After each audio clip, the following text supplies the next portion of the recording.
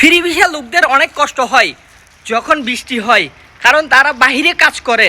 আর বাহিরে যদি কাজ করতে না পারে, একদিনে তাদের হাজিরা 3 থেকে 3,500 টাকা বিথায় যায়। তাদের হাজিরা হয় 3,000 টাকা, 3,500 টাকা, অনেকের আরও বেশি হয়ে থাকে।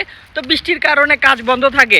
আমি আপনাদেরকে একটু দেখাচ্ছি। দেখুন বৃষ্টির কারণে রাস্তাঘাটগুলো কিভাবে পানি আর পানি রয়ে গেছে, দেখছেন।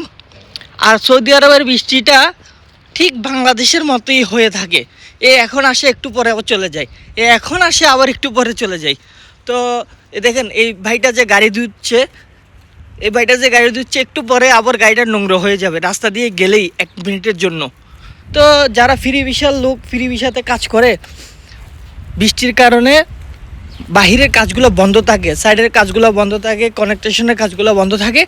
এই জন্য তারা বাহিরে গিয়ে কাজ করতে পারে না বৃষ্টির কারণে। বৃষ্টি আসলে ফ্রি ভিসার লোকদের অনেক কষ্ট হয়ে যায়। যারা রাজমিস্ত্রির কাজ করে বা কানেকশনের কাজ করে, তাদের তো কাজ বন্ধই থাকে। এমন বৃষ্টি হঠাৎ করে আসে সৌদি আরবে। আর বৃষ্টিগুলো একটানা 2-3 ঘন্টা থাকে না, এই আধা ঘন্টা 1 ঘন্টা পর এসে আবার চলে যায়। তো এই জন্য ফ্রি ভিসার লোকদের অনেক কষ্ট হয় যখন বৃষ্টি আসে।